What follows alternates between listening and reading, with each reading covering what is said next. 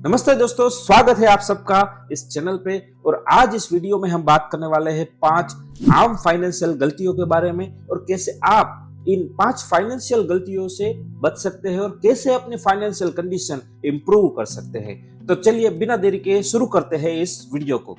सबसे पहली गलती वो है कि हम खर्चा करने के बाद बचत करते हैं। हम सब लोग यही सोचते हैं कि पहले खर्चा हो जाने के बाद कुछ बचा तो बचा लेंगे, लेकिन बाद में कुछ बचता नहीं है। पहली तारीख से लेकर 30 तारीख आते आते पूरी इनकम खर्च हो जाती है, कुछ बचाने लायक बचता नहीं है। क्योंकि सही बात यह है कि बचत एक आदत है। हमें अपनी इनकम का कुछ हिस्सा, कुछ पार्ट हमें अलग रख देना चाहिए। बाद में जो इनकम है उसे हमें खर्च करना चाहिए। इसे कहते हैं पे your self first rule. For example, आपके पास आपकी मंथली सैलरी 30,000 या 40,000 रुपए के आसपास है, तो उसमें से आपको 20% यानी कि 5 से 6,000 रुपए आपको अपनी सेविंग्स के लिए अलग रख देने चाहिए। मानता हूं कि पहले महीने आपको ये आदत एकदम से नहीं लगेगी, तो आप धीरे धीरे करके अपनी आदत बना सकते हैं। पहले महीने 500 से 1000 रुपए या 1500 रुपए आप सेव करें। दूसरे महीने उस सेविंग के अमाउंट को बढ़ाएं और अपने यानी बिन जरूरी जो खर्चे हैं उसको कम करें।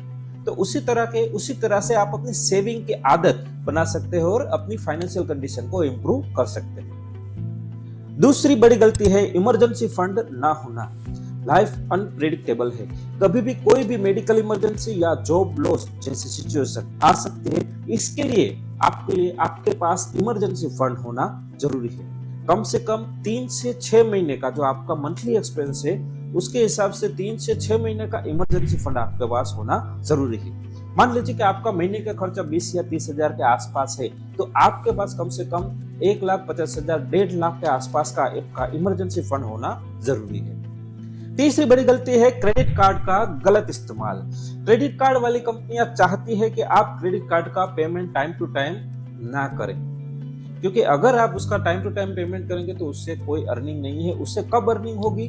जब आप क्रेडिट कार्ड का इस्तेमाल करते हैं और पेमेंट टाइम पे नहीं करते हैं, तो उस पे आपको हाई इंटरेस्ट देना पड़ता है और कंपनियां कमाती हैं, लेकिन हमारी फाइनेंशियल कंडीशन बिगड़ती जाती है। तो हमें ये गलती नहीं करनी है। हमें क्रेडिट कार्ड का जो भी पेमेंट रहता है उसको full payment time to time कर देना। चौथी बड़ी गलती है इन्वेस्टमेंट की नॉलेज ना होना, यानी कि बिना कोई नॉलेज के इन्वेस्टमेंट कर देना। काफी सारे लोग होते हैं ज्यादातर अमाउंट अपना सेविंग्स में रख देते हैं या फिर ज्यादा रिटर्न के लालच में कोई ऐसी स्कीम्स में जहां पे इन्वेस्टमेंट कर देते हैं, वहां पे उसका पैसा फंस सकता है या फिर जा सकता है। तो वैसी गलती हमें नहीं करनी है। इन्वेस्टमेंट का थोड़ा बहुत नॉलेज हमको होना चाहिए। कैसी स्कीम है, कैसा हमें इंटरेस्ट मिलेगा, कहां से मिलेगा, वो सारी नॉलेज हमें लेने के बाद उसमें इन्वेस्टमेंट करना चाहिए। इन्वेस्टमेंट करने से पहले आपको अपना फाइनेंशियल गोल डिसाइड करना है, आपका रिस्क टॉलरेंस देखना है, उसके हिसाब से आपको इन्वेस्टमेंट करना चाहिए। इसलिए आपको ये चैनल भी सब्सक्राइब कर देना चाहिए, क्योंकि यहाँ पे मिलेंगे आपको इन्वेस्टमेंट आइडियाज, इन्वेस्टमेंट की सारी नॉलेज और कैसे आप अपने इन्वेस्टमेंट और मनी को ग्रो कर पाएंगे। ये सारे वीडियोस यहाँ पे अपलोड होते रहेंगे, तो आपको ये चैनल आपको सब्सक्राइब जरूर कर देना चाहिए। पांचवी बड़ी गलती है फाइनेंशियल प्लानिंग ना करना। अगर आपके पास कोई क्लियर फाइनेंशियल प्लानिंग नहीं है तो फ्यूचर में आपके फाइनेंशियल गोल अचीव करने में आपको काफी मुश्किल आ जाएगी। तो उसके लिए आपको अपना बजट, अपना इनकम, अपना एक्सपेंसेस का हिसाब रखना जरूरी है और अपने फाइनेंशियल प्लानिंग करना काफी जरूरी है। अगर आप फाइनेंशियल प्लानिंग कर पाएंगे, अगले 5 से 10 साल के लिए आपको क्या अपना फाइनेंशियल गोल है, क्या आपको अचीव करना है, तो उसके हिसाब से आप अपना monthly expense, monthly investment, monthly savings आप डिसाइड कर पाएंगे। तो उसी तरह से आप फाइनेंशियल फ्रीडम के आसपास जल्दी से जल्दी पहुंच पाएंगे। तो दोस्तों, ये थी ऐसी फाइनेंशियल गलतियां जिससे ना करके आप अपनी फाइनेंशियल लाइफ को काफी अच्छा बना सकते हैं, फाइनेंशियल कंडीशन इंप्रूव कर सकते हैं।